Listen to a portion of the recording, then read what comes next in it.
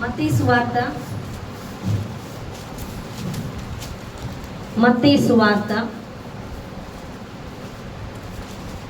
3వ అధ్యాయం. మత్తయి సువార్త 3వ అధ్యాయం 7వ వచనం నుంచి చదువు.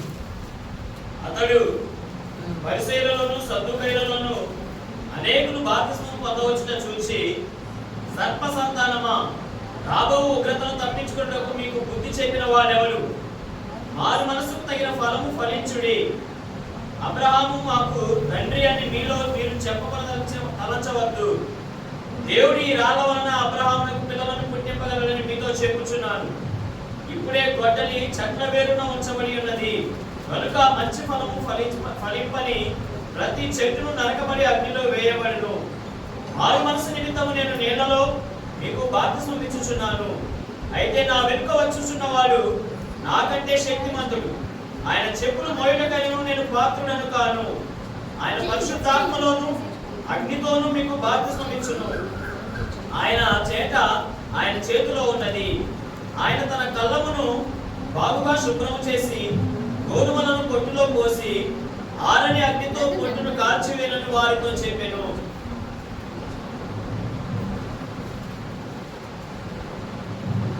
హల్లెలూయా. మనకి రాకడ దినాలు దగ్గర పడ్డాయి. అర్థమవుతుందా? రాకడ దినాలే కాదు, సమయం కూడా చాలా మందికి అయిపోతుంది. యవ్వనస్తులు పొద్దున్నే మీటింగ్ జస్ట్ చూసాం, అది మొన్న జరిగిందంట శుక్రవారం. అమ్మ 10 minutesలో ఇంటికి వచ్చేస్తున్నానని చెప్పాడు. పాపం బైక్ గుద్దేసింది. ఒక బైక్ ఎవరిదో బైక్ ఎక్కి వెళ్తున్నాడు, వేరే బైక్ వచ్చి గుద్దేస్తే స్పాట్లో ఈ అబ్బాయే చనిపోయాడంట. చూడండి, నిన్నేమో కృష్ణానదిలో 3 యవ్వనస్తులు చనిపోయారు, పడిపోయి. అవునా కదా?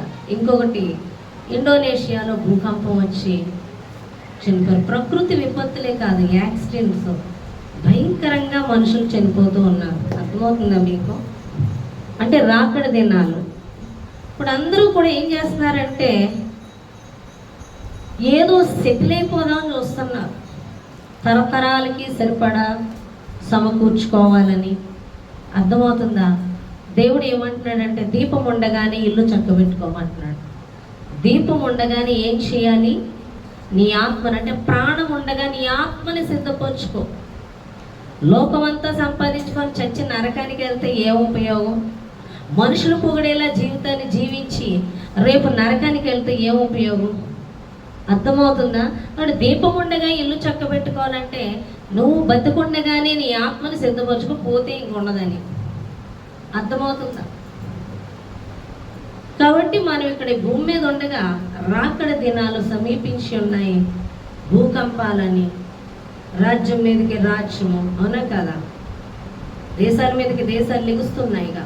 ఇవన్నీ చూసినప్పుడు నువ్వు సిద్ధపాటు అనేది త్వరగా కలిగి ఉండాలి. సిద్ధపాటు అంటే ఎలా కలిగి ఉంటాను చెప్పండి? ఆత్మీయ సిద్ధపాటు అంత త్వరగా జరిగిపోయేది కాదు. ఇన్ని సంవత్సరాల నుంచి వస్తున్నాం, గ్రహింపు చాలా కొద్దిగా ఉంటుంది. చాన్నాళ్ళకి వాక్యం చదవడమే రాదు. చాలా సంవత్సరాలకి యేసు ప్రభువారు మన కోసం ఏం చేశారో కూడా తెలియదు చాలామందికి. పరిశుద్ధాత్మ అంటే ఏంటో తెలియదు, నడిపింపు అంటే ఏమీ తెలియదు. చర్చికి వెళ్తారు అంతే. బైబిల్ తెలుసా? మాకు తెలుసు, మేము చదివేసాను. పుస్తకం ఏంటి చదివేయడానికి? బైబిల్ జీవితం. చాలామంది చదివేశారు బైబిల్. క్రైస్తవులే, పుట్టు క్రైస్తవులు ఒకళ్ళు ఉంటే, నేను ఒక అన్యురాలిని, నేను దేవుణ్ణి ఎరిగి ఆ క్రైస్తవురాలకి సువార్త చెప్తే వాడు ఆయనకు చెప్తే నాకు బైబిల్ తెలుసు, నేను మొత్తం ఎప్పుడో చదివేశాను. అది పుస్తకం కింద చూస్తున్నాడు, దైవాన్ని చూడట్లేదు అతను. ఎంతోమంది బైబిల్ చదివిన వాళ్ళు ఉన్నారు, ఎంతోమంది చర్చిలకు వెళ్ళిన వాళ్ళు ఉన్నారు. నేను ఎప్పుడో చదివేశాను బైబిల్ అంతా, మాకు తెలుసు. ఏం తెలుసు నీ మొహం? ఏం తెలియదు, తెలుసు. పౌలు ఏమంటున్నాడు? నాకు ఏమీ తెలియదు. చదివే కొద్ది బైబిల్ తెలిసింది ఏంటో తెలుసా? మనకి ఏమీ తెలియదు అన్న విషయం తెలుస్తుంది. అర్థమవుతుందా? కాబట్టి త్వరగా మనం సిద్ధపడాలి. అయితే యేసు ప్రభువారి యొక్క ఆశ ఏంటో తెలుసా? రావడం ఆయన దేవుని రాజ్యం సమీపించి ఉన్నది, మారు మనసు పొందుకోండి అని చెప్పాడు. ఆయనకి ముందుగా ఎవరు చెప్పారంటే బాప్తిస్మిచ్చి యోహాను చెప్పాడు. ఏమనంటే, ప్రభు మార్గము సరళపరచుడి. తర్వాత చదవండి, మత్తయి సువార్త 3వ అధ్యాయం 7వ వచనంలో చూడండి. అతడు పరిసయ్యులలోను సద్దూకయ్యులలోను అనేకులు బాప్తిసం పొందవచ్చుట చూచి, సర్ప సంతానమా, రాబో ఉగ్రతను తప్పించుకొనుటకు మీకు బుద్ధి చెప్పిన వాడెవడు? మారు మనసుకు తగిన ఫలం ఫలించుడి. అబ్రహాము మాకు తండ్రి అని మీలో మీరు చెప్పుకొని తలంచవద్దు. దేవుడి రాళ్ల వలన అబ్రహామునకు పిల్లలు పుట్టింపగలడని మీతో చెప్పుచున్నాను. ఇప్పుడే గొడ్డలి చెట్ల వేరును ఉంచబడి ఉన్నది కనుక మంచి ఫలము ఫలింపని ప్రతి చెట్టును నరకబడి అగ్నిలో వేయబడును. మారు మనసు నిమిత్తము నేను నీళ్లలో మీకు బాప్తిసం ఇచ్చుచున్నాను. అయితే నా వెనుక వచ్చుచున్నవాడు నాకంటే శక్తిమంతుడు. ఆయన చెప్పులు మోయటకైనో నేను పాత్రుడను కాను. ఆయన పరిశుద్ధాత్మతోనూ అగ్నితోనూ మీకు బాప్తిసం ఇచ్చును. ఆయన చేతిలో ఉన్నది. ఆయన తన కళ్ళమును బాగుగా శుభ్రము చేసి గోధుమలను కొట్టులో పోసి ఆరని అగ్నితో పొట్టును కాల్చివేయనని వారితో చెప్పెను. హల్లెలూయా. యోహాను ఏమంటున్నాడో తెలుసా? మారు మనసు పొందుకోండి, దానికి తగిన ఫలము ఫలించండి అని చెప్తున్నాడు. హల్లెలూయా. యేసు ప్రభువారు ఏమని చెప్తున్నారు? దేవుని రాజ్యం అదే ఉంది 4వ అధ్యాయం 23వ వచనములో చూడండి. యేసు వారి సమాజ మందిరములలో బోధించుచు దేవుని రాజ్యమును గూర్చిన సువార్త ప్రకటించుచు. హల్లెలూయా. దేని సువార్తను ప్రకటించడానికి? దేవుని రాజ్యం. యేసు ప్రభువారు ఫాస్ట్గా చెప్తాను చూడండి. యేసు ప్రభువారు ఈ లోకానికి వచ్చింది ఏ ఒక్కరూ నశించుకోవడానికి కాదు. ఈ లోకాల్లో అందరూ కూడా నరకప్రాయులై ఉన్నారు. నశించు వారి వరుసలోనే ఉన్నారు. ఎవరు పరలోక రాజ్యానికి అర్హత కలిగి లేరు. కానీ ప్రతి ఒక్కరిని పరలోక రాజ్యానికి అర్హత కలిగిన వ్యక్తులుగా చేయాలని దేవుడు కోరుకుంటున్నాడు. ఆయన సిలువలో మరణించింది, కాచిన రక్తము, పునరుత్థానము, ఎవ్రీథింగ్ మనల్ని మరణము నుంచి విడిపించడం కొరకే. అర్థమవుతుందా? హల్లెలూయా. అందుకే యేసు ప్రభువారు అంటున్నారు, మీరేం చేయాలి? మారు మనసు పొందుకోవాలి. యేసు యొద్దకు వచ్చిన ప్రతి ఒక్కరు ఏం పొందుకోవాలి? లోకంలో ఎలాగున్నామో ఇక్కడికి వచ్చాక కూడా అలాగే. మారు మనసు మీద దృష్టి ఉండదు. మరి దేని మీద అంటే రొట్టె కొరకైన దృష్టి. రొట్టె మీద ఉంటుంది దృష్టి. ఆమె కదా. ఆశీర్వాదాల కోసమే వస్తామో, ఆశీర్వాదాలే కావాలి. ఏం అడుగుతున్నామో అవి ఇచ్చేయాలి. వాటి కోసమే దృష్టి ఉంటుంది. సాతాను కూడా మనుషుల దృష్టి వాటి మీదే పెట్టేస్తుంది. ఇప్పుడు తాను చెప్పింది ఎలోహిం ఏమని, వెళ్ళావుగా 2 వారాలు పన్ను ఇరిగిపోయింది, ఏమొచ్చింది నీకు? అవునా కదా. మరి వాక్యము లోతున్న వాళ్ళు దానికి చెప్తారు సమాధానం. ఏమని? నీ కన్ను నిన్ను అభ్యంతరపరిచిన ఎడల పరలోక రాజ్యానికి వెళ్ళకుండా కన్నే పెరిగేమంటున్నారు. నీ కాలు నిన్ను అభ్యంతరపరిచిన ఎడల నరికేమంటున్నారు. నీది ఏది ఆటంకముగా పరలోక రాజ్యానికి ఉందో అది పోతే పోని, నీ ఆత్మ పరలోక రాజ్యానికి వెళ్తే చాలు. అవునా కదా. హల్లెలూయా. అది ఏం చూపెడుతుంది? పన్ను చూపెడుతుంది. అవునా కదా. పన్ను ఏం కర్మ? పెద్ద డబ్బున్న వాళ్ళు కోట్లు సంపాదించి జస్ట్ యాక్సిడెంట్లో వేసిపోతున్నారు. జీవితమే పోతుంది, లైఫ్. అవునా కదా. మనకి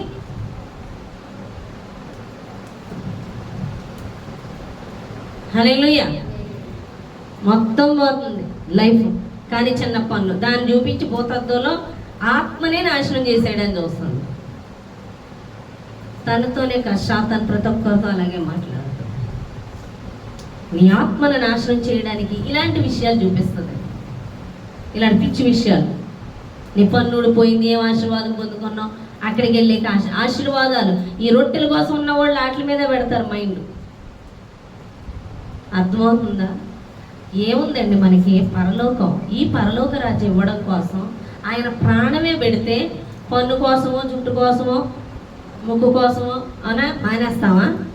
మన ఆత్మ రక్షింపబడాలి. హల్లెలూయా.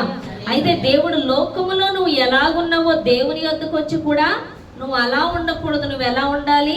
మారు మనసు పొందుకోవాలి, మారు మనసుకు తగిన ఫలాలు ఫలించాలి. అర్థమవుతుందా? మారు మనసుకు తగిన ఫలం ఫలించడం అంటే ఏంటి? మీరు యోహాను సువార్త 15వ అధ్యాయంలో ఒక మాట ఉంది, అవసరం లేదు. ద్రాక్షావల్లిని నేను, తీగలు మీరు. మనం ఎవరు? మనం తీగలం. ద్రాక్షావల్లి ఎవరు? యేసయ్య. మనం తీగలం, ఆయన యేసయ్య. ఇప్పుడు కాండానికి నాలో మీరు ఉంటేనే ఫలిస్తారు, నాలో లేకపోతే మీరు ఫలించరు. అంటే ఆ కాండానికి ఆ తీగ ఉంటేనే కదా పువ్వులు పూస్తుంది. అంటే మనం ఫలించాలంటే మనలో ఎవరు ఉండాలి? యేసయ్య ఉండాలి.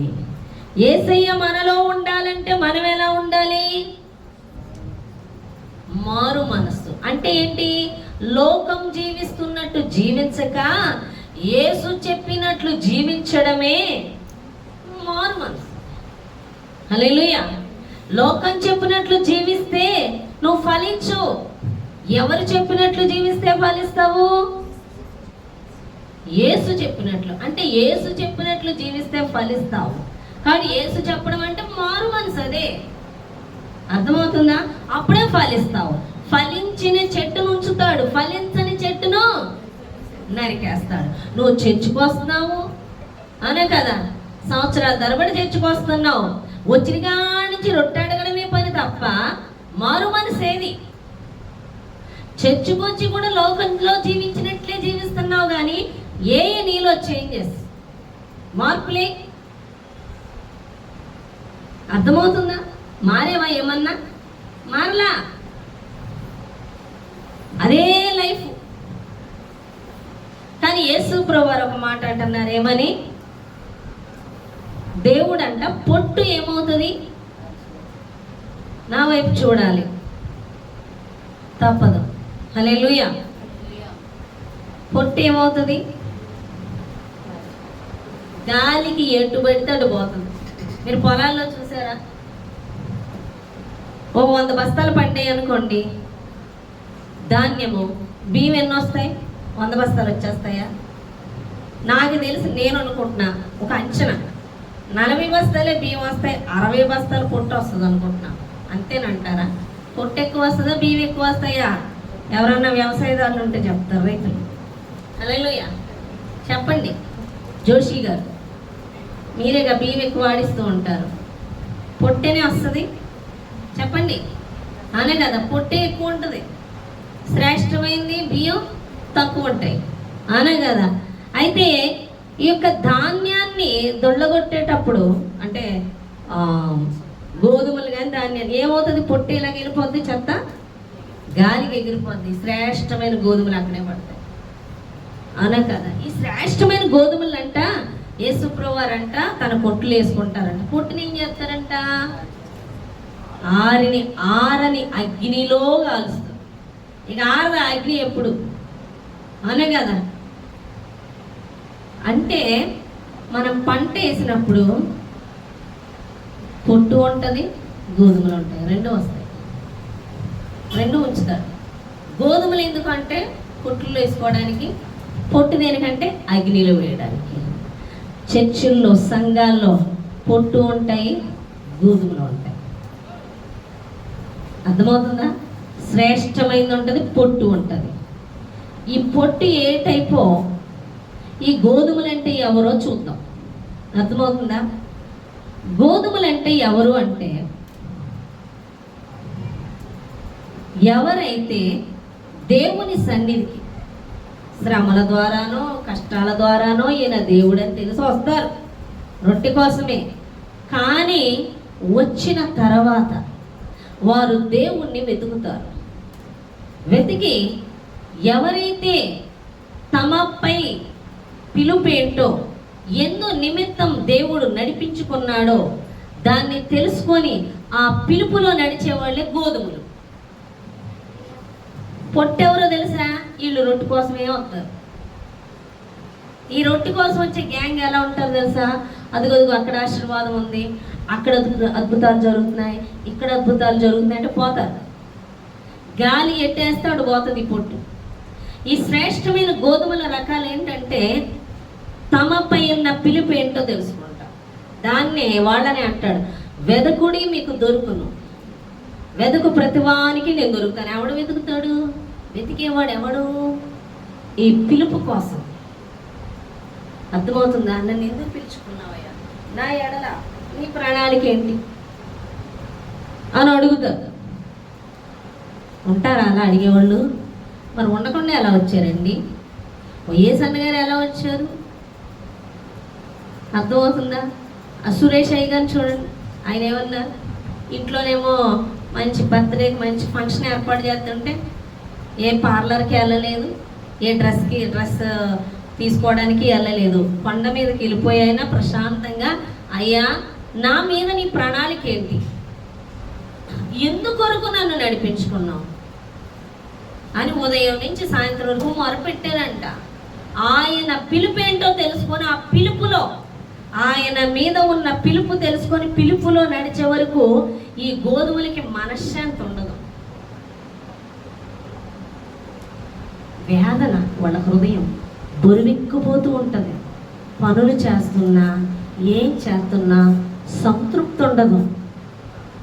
ఆయన పిలుపులో నడిచేవాళ్ళు, వాళ్ళ పిలుపు తెలుసుకొని ఆ పిలుపులో నడుస్తారు. వీళ్ళు గోధుమలు. అర్థమవుతుందా? ఈ గోధుమలు అనేటువంటి పిలుపు తెలుసుకున్న వాళ్ళకి వచ్చే శ్రమలు ఎలా ఉంటాయంటే, షడ్రకు మేషకు అబేద్నెగోను తీసుకుందాం. వీళ్ళు దేవుని ఏర్పాట్లో ఉన్నవాడు. వీళ్ళు ఉన్న ప్లేస్ ఆ సమయంలో బానిసత్వంలో ఉన్నట్టు, బానిసలుగా. ఎందుకంటే బబులోను సామ్రాజ్యంలో ఉన్నారు. నెబుకద్నెజరు అనే ఒక అన్యుని రాజస్థానంలో, అంటే ఒక అన్యుని దగ్గర ఉన్నారు. అర్థమవుతుందా? ఆ సమయంలో అపవాదిగాడు ప్రేరేపించి కొంతమందిని, వీళ్ళ ముగ్గురిని చంపేసే ప్లాన్లో ఉన్నాడు. వీళ్ళ ముగ్గురు ప్రార్థనలు చేస్తూ దైవ చిత్తానుసారంగా నడుచుకుంటున్నారు.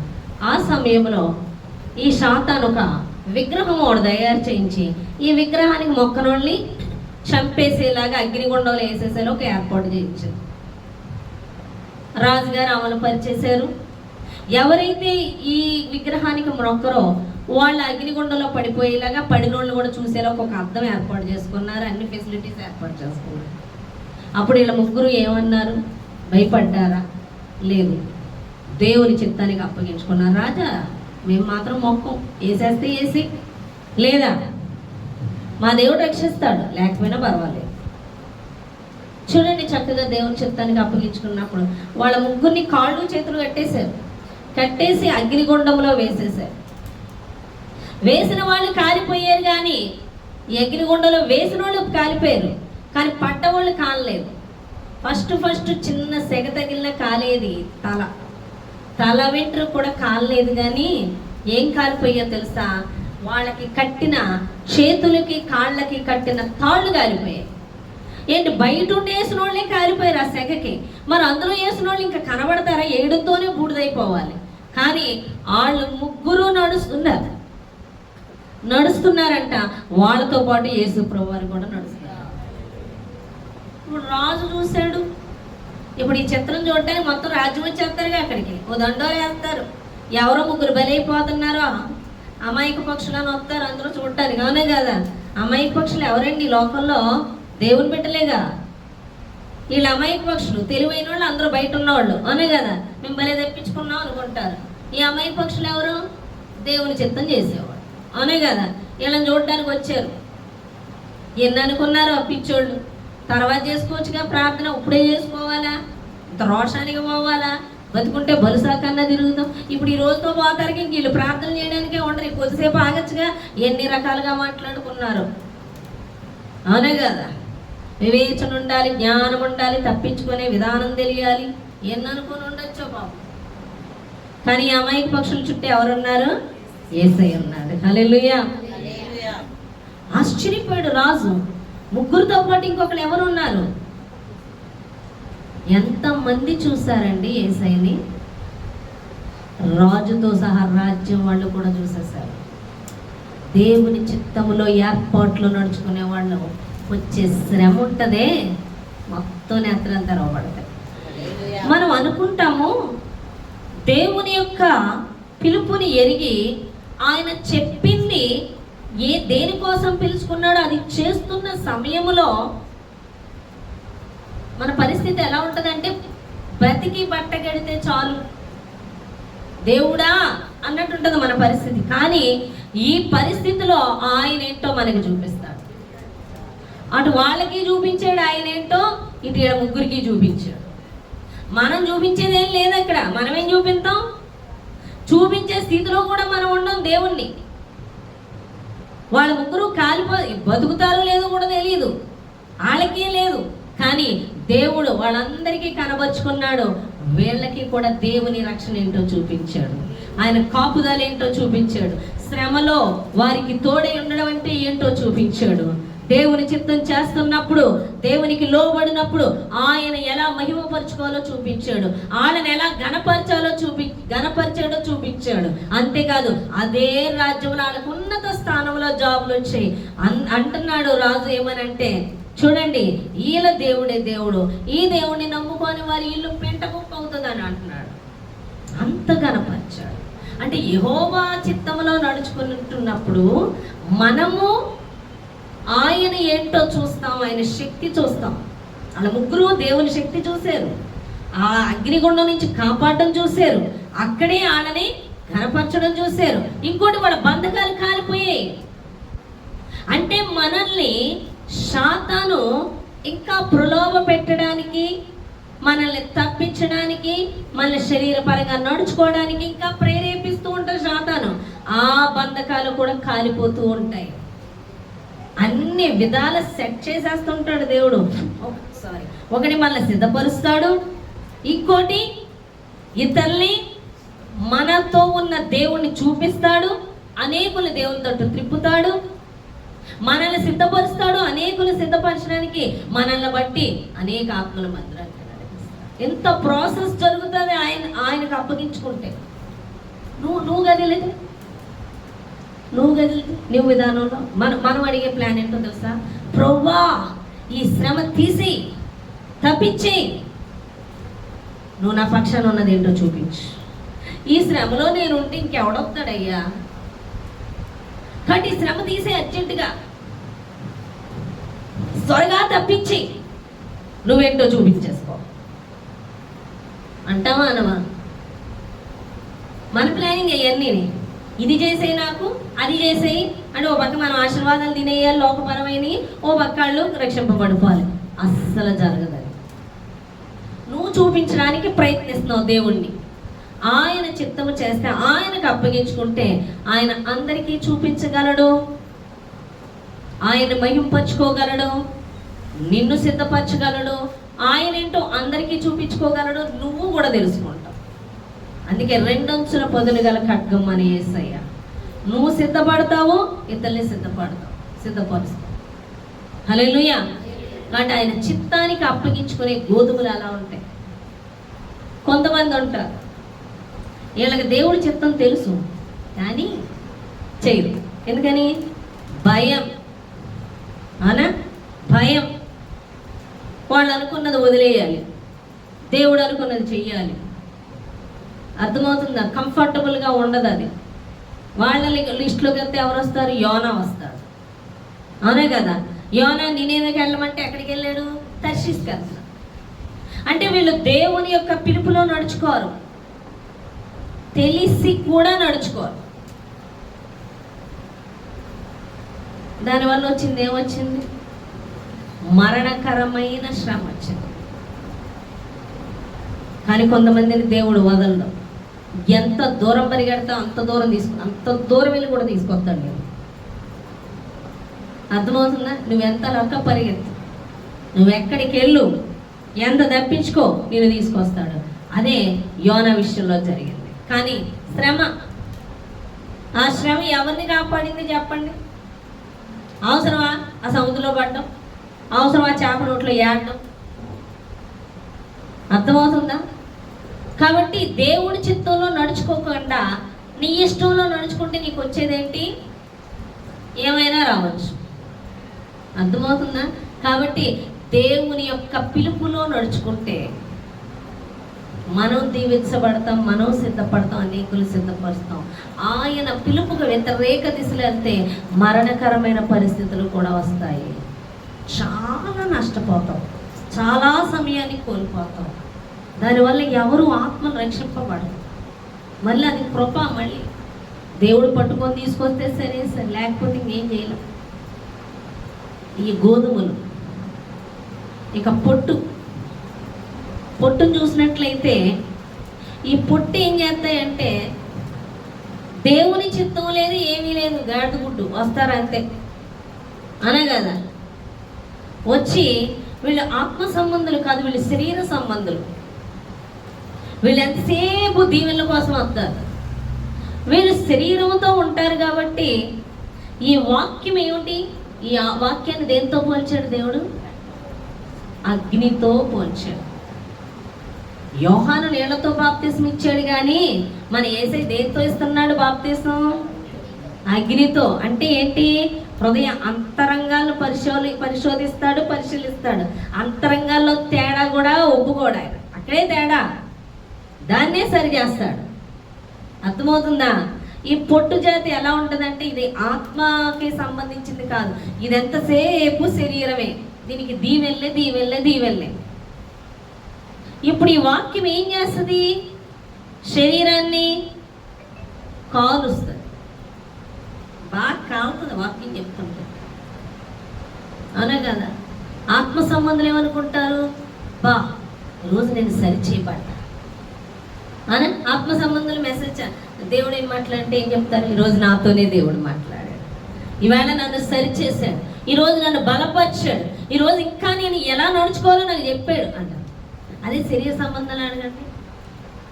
ఈరోజు నాకే చెప్పారు, ఈరోజు నన్నే అన్నారు ఇండైరెక్ట్గా. ఇవాళ నా గురించే చెప్పారు, నన్నే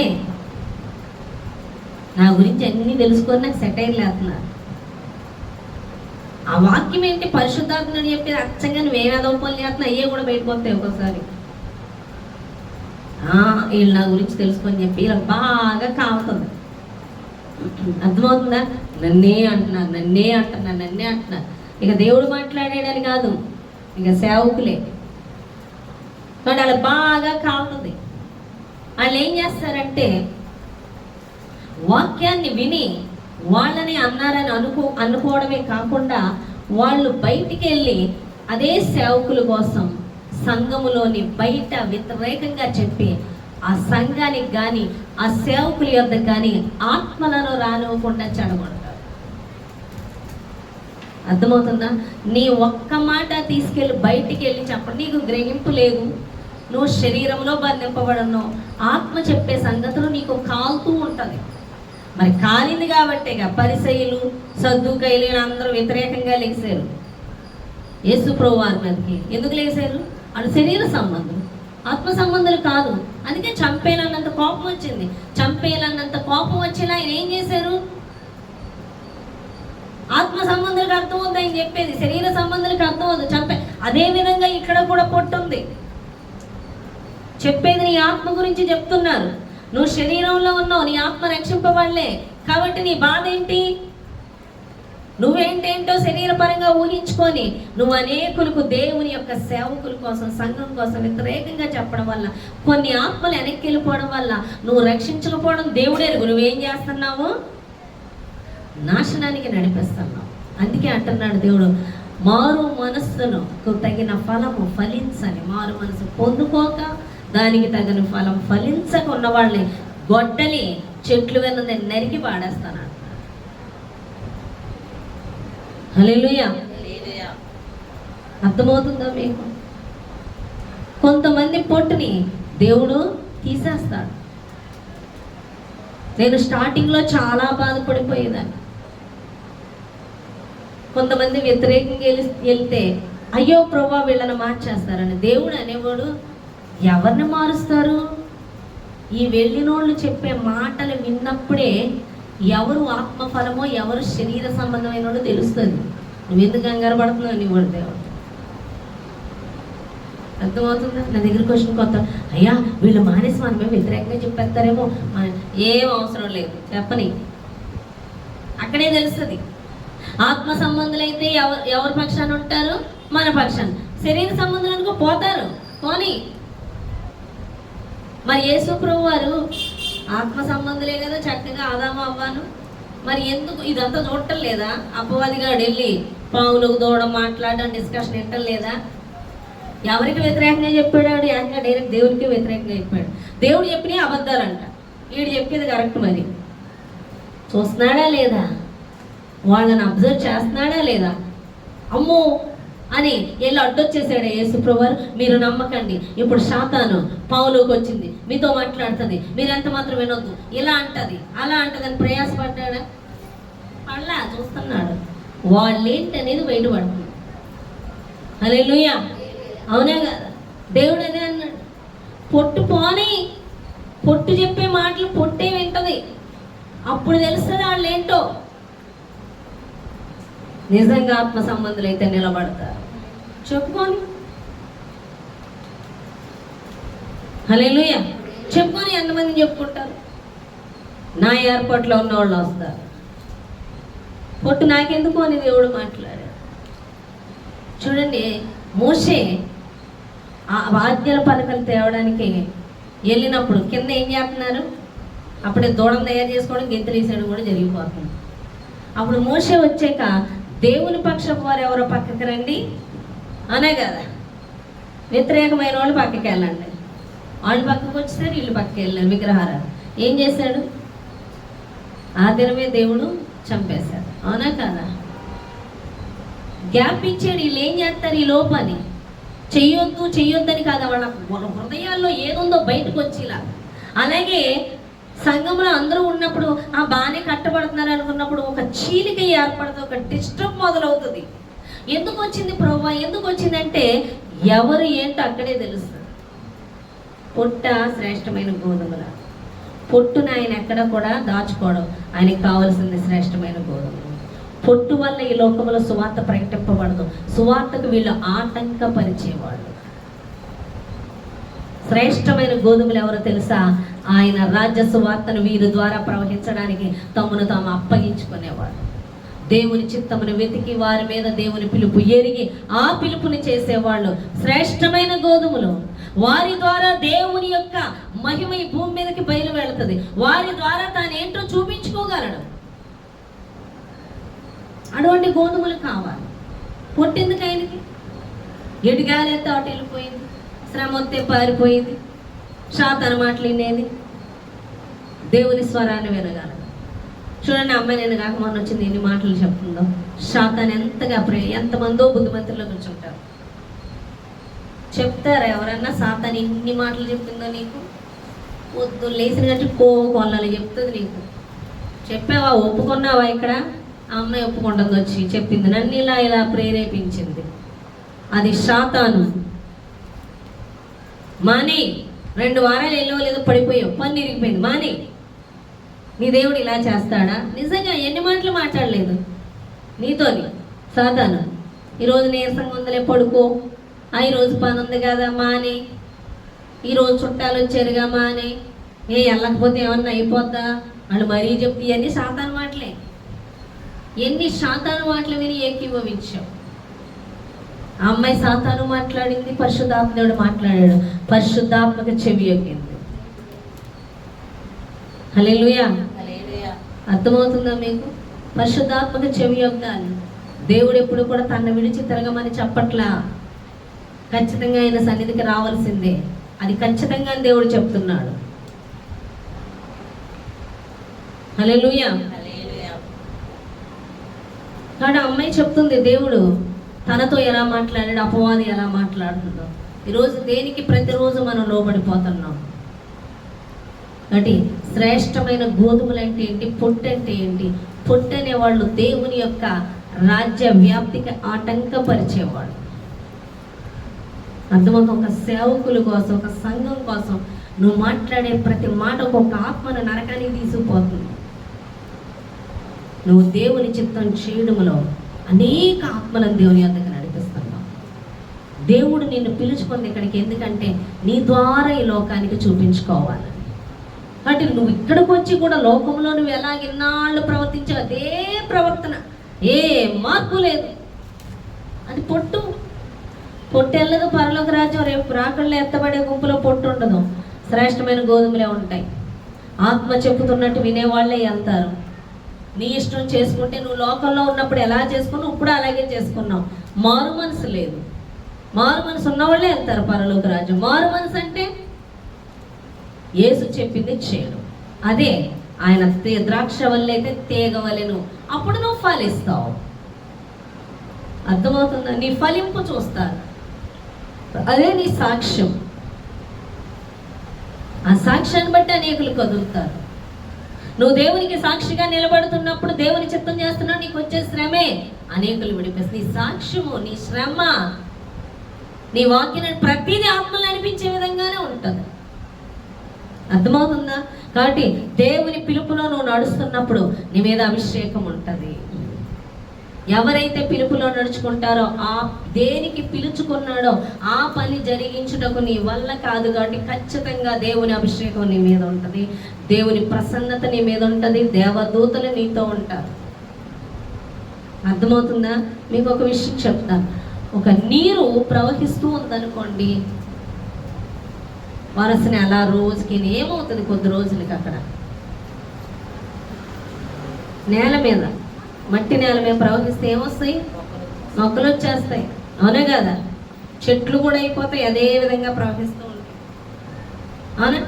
ఎండిన నేల, అది ఎండిపోయినది, ఒక్క మొక్క కూడా లేదు. ఎప్పుడైతే నీరు ప్రవహించడం మొదలయ్యిందో, ఆ నీరు ఎంత దూరం వెళుతుందో అంత దూరం మొక్కలు జీవం వచ్చేస్తుంది. మొక్కలు ఎదిగిపోతాయి. అవునా? అదే రోడ్డు మీద ప్రవహించినండి, తారు రోడ్డు మీద, సిమెంట్ రోడ్డు మీద మొక్కలు వస్తాయా? రావు కదా? అలాగే మనలో అభిషేకం ప్రతి దినం దేవుని పిలుపు నిమిత్తం మనం కదులుతున్నప్పుడు, ఆయన అభిషేకించమని అడిగి ఆ శక్తితో మనం కదులుతున్నప్పుడు నింపబడి, మనలో ఉన్న అభిషేకపు ప్రవాహం, మనం ఎక్కడికెక్కడికి వెళ్తున్నామో అక్కడ మన చుట్టూ ఉన్న మెత్తటి హృదయం కలిగిన వాళ్ళు ప్రతి ఒక్కరూ కూడా జీవములోకి అడుగు పెడతారు. ప్రతి ఒక్కరూ చిగురిస్తారు. ప్రతి ఒక్కరూ మనతో ఉన్న వాళ్ళు ఫలిస్తారు. కఠిన హృదయాలు ఫలించరు. ఎంత నీరున్నా. అవునా కదా? మనతో కొద్దిమంది కఠిన హృదయాలు ఉంటారు. అవునా కదా? వాళ్ళు మనకి వ్యతిరేకంగానే ఉంటారు. కానీ కొద్దిమంది మనతో ఉన్నవాళ్ళు వాళ్ళు కూడా మారిపోతారు.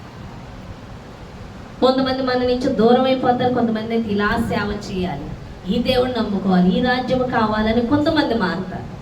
కాబట్టి మెత్తటి నేల మీద నీరు అంటే నీలో అభిషేకం ఉన్నప్పుడు ఈ అభిషేకం అనేకుల్ని జీవంలోకి నడిపిస్తుంది. నీలోనే అభిషేకం లేకపోతే నువ్వు ఎండిన నేల మీద నడిచినా, తారు రోడ్డు మీద నడిచినా, రెండు వైపులు నడిచినా ఏముండదు. కానీ నీలో ప్రవాహం ఉన్నప్పుడు ఖచ్చితంగా దేవుని ఏర్పాట్లో ఉన్న వాళ్ళు నీ దగ్గర ఉన్నప్పుడు వాళ్ళు కూడా మార్చబడతారు. వాళ్ళు కూడా ఫలిస్తారు. వాళ్ళు కూడా నిత్య జీవరాజ్యానికి సిద్ధపడతారు. అదే కఠిన హృదయం కలిగిన వాళ్ళు దూరపరచబడాలి. అది నీలోనే అభిషేకం లేకపోతే నువ్వు ఎక్కడికి వెళ్ళినా ఎవరో మార్పు చెందరు. అవునే కదా? రోడ్లన్నీ తారు రోడ్లే ఉంటాయా? మట్టి నేల ఉండదా? నువ్వు వెళ్ళిన ప్రతి చోట కఠిన హృదయాలే ఉంటారా? లేదు. అవునా కదా? ఇప్పుడు నేను వచ్చాను, ఎక్కడి నుంచి వచ్చాను? ఒక అన్యుల కుటుంబం నుంచి వచ్చాను. అవునే కదా? నాది తారు రోడ్డు, సిమెంట్ రోడ్డు కాదు, మట్టి నేల. నేను చూసే చూపు అంతా రొట్టె కోసం వెళ్ళలేదు, ఆ దేవుని వైపు చూసిన కృప, నాకు ఇచ్చిన కృప అది. అవునే కదా? అందరూ కఠిన హృదయాలే ఉన్నారా? లేరు. నేను వచ్చాను. ఇప్పుడు మీరందరూ ఇక్కడికి వచ్చారంటే ఏ నేల అన్నది? అవునే కదా? ప్రవహిస్తుందిగా. అలాగే మీరు వెళ్ళిన చోట కూడా ఖచ్చితంగా కదులుతారు. మనలో ఉంటే అభిషేకం. హల్లెలూయా. ఎంతమందికి అర్థమైంది? కాబట్టి గోధుమల వరుసలో ఉండాలి కానీ పొట్టు వలె ఎగిరిపోకూడదు. ఈరోజు నువ్వు పొట్ట గోధుమ, గోధుమలు లేని కొట్లు వేసుకుంటారంట. ఈ గోధుమలు ఎవరు అంటే ఆయన ఎంతో నిమిత్తం పిలుచుకున్నాడో పిలుపును ఎరిగి నడుచుకునేవాడు. వాళ్ళు జీవానికి వెళ్తారు. పిలుపుని ఎరగక గుడ్డి ఎద్దు చేలో పడిపోయినట్టుగా ఎందుకు వస్తారో తెలియదు.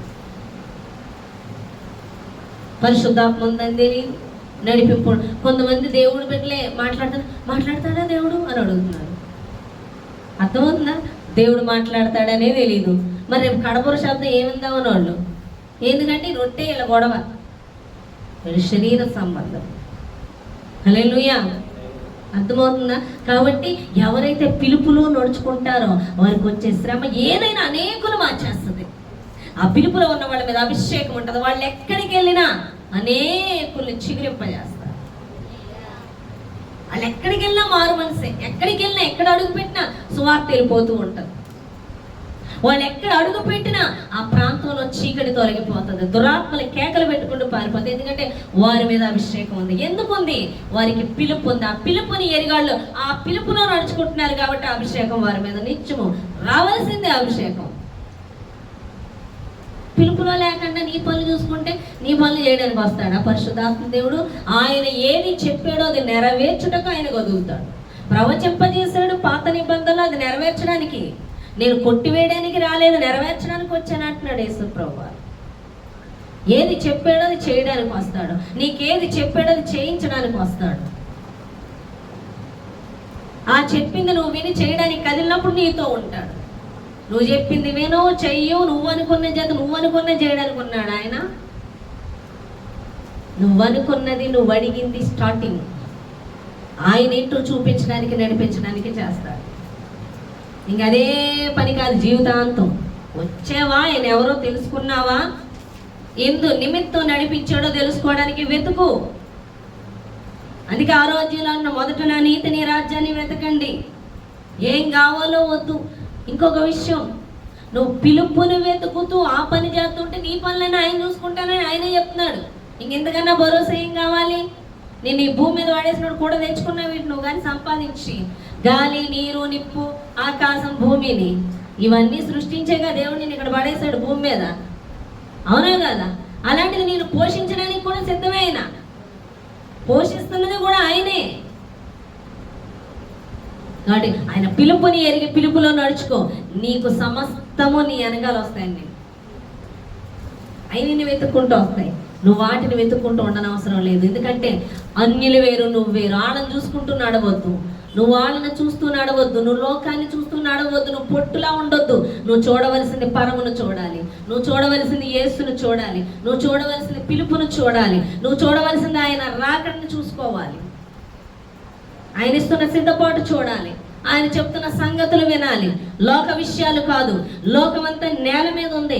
దేవుడు చెప్పే సంగతులు చేయవారు ఒక ఉన్నత స్థానంలో ఉన్నారు. ఆ స్థాయికి లోకంలో ఏది కూడా ఆ స్థాయికి రాలేదు. అర్థమవుతుందా?